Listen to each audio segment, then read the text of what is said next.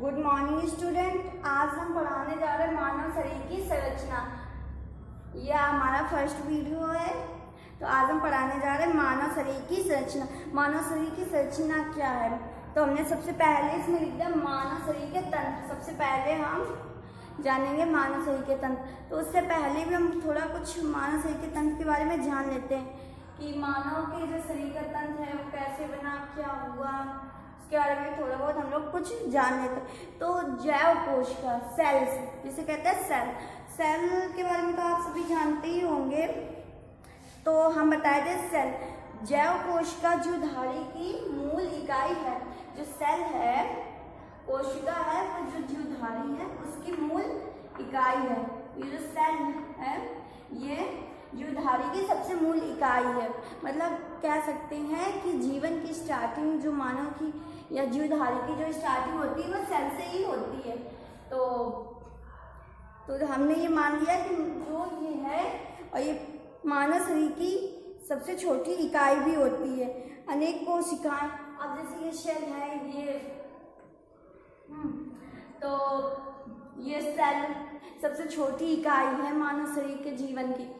तो ये मतलब जैव कोशिका है। मतलब सेल को जैव कोशिका भी कहते हैं, मतलब कोशिका को जैव कोशिका भी कहते हैं।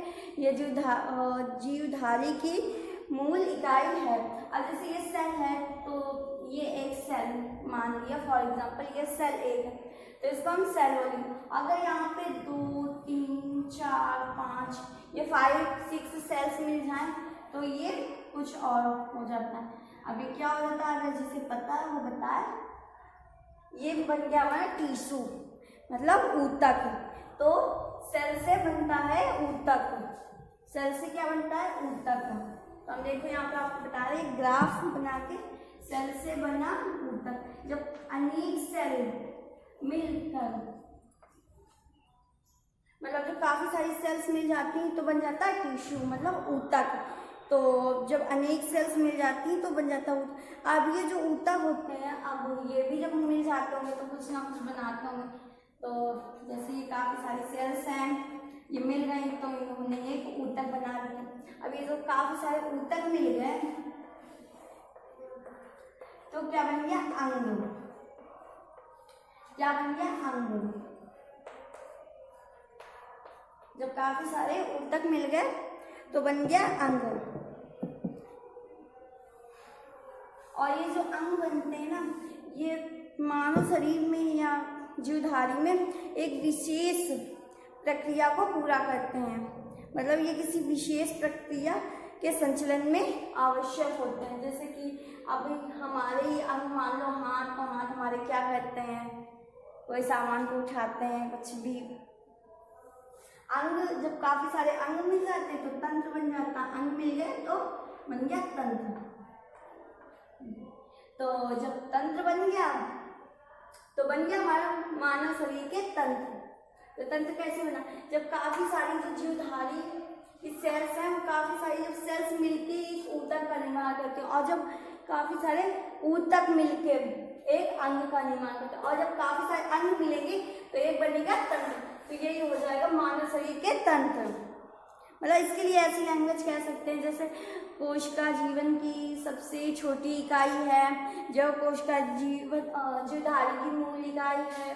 यह कोशिका हम अपनी लैंग्वेज में बताते हैं। आप लोग भी कॉपी में अपनी लैंग्वेज में ही लिखा करो तो उससे जल्दी समझ में आता है और अच्छा भी रहता है। अब जैसे हमने बोला काफ़ी सारी सेल्स मिल गई तो हम लोग बोल सकते हैं कोशिकाओं के संगठन से बनी संरचना को ऊतक कहते हैं, या कोशिकाएं के संगठन से ऊतक बनते हैं तथा ऊतकों के संगठन से अंग बनते हैं, जो कि एक विशेष प्रक्रिया का संचालन करने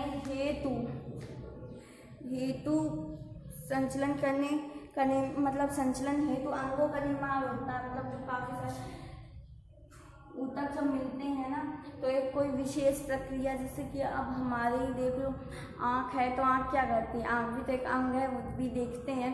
तो काफ़ी सारे जब अंग मिल जाते हैं तो तंत्र बन जाता है। और काफ़ी ज़्यादा सारे जब ऊतक मिलते तो अंग बनता है। तो अब हम लोग जानेंगे मानव शरीर के प्रमुख अंग, सॉरी तंत्र। तो मानव शरीर के प्रमुख तंत्र, तो जैसे हम अंग से मिलके ही तंत्र बनते हैं, तो हम लोग जानेंगे मानव शरीर के प्रमुख तंत्र। तो हमने लिखा मानव शरीर के यहाँ पे प्रमुख तंत्र लिखे दे रहे हैं, प्रमुख तंत्र। तो मानव शरीर के प्रमुख तंत्र कौन कौन से हैं?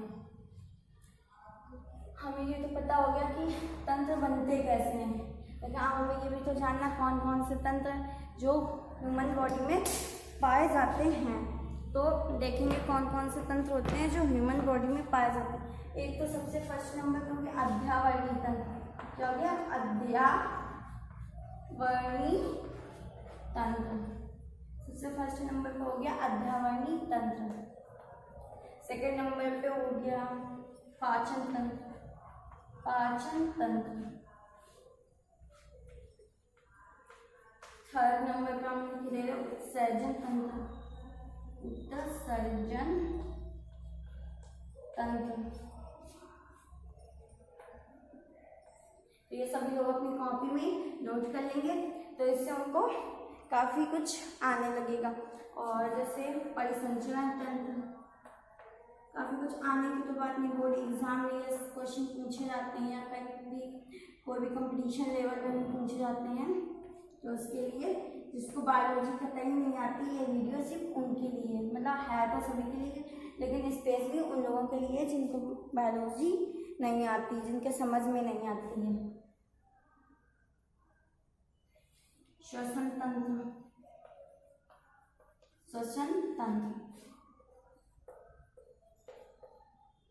5, चलो हम इधर लिख दे रहे हैं 6 नंबर पे अध्यावरणी तंत्र हो गया, पाचन तंत्र भी हो गया, उत्सर्जन तंत्र भी हो गया, परिसंचरण तंत्र भी हो गया, श्वसन तंत्र भी हो गया। अब प्रजनन, प्रजनन तंत्र, कौन सा? प्रजनन तंत्र। और 7 नंबर पे हम लिख दे रहे हैं नियंत्रण या संवहन तंत्र, नियंत्रण अथवा या एवं संवहन तंत्र,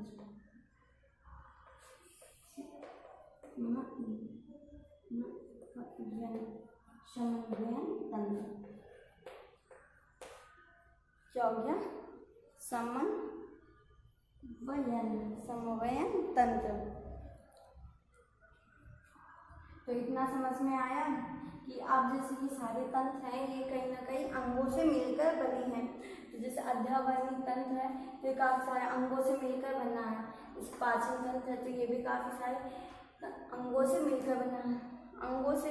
और अंग जो बनते हैं वो सेल्स से बनते हैं, टिश्यू से बनते हैं। और जो टिश्यू ऊतक है मतलब टिश्यू को, ऊतक को इंग्लिश में कहते हैं टिश्यू।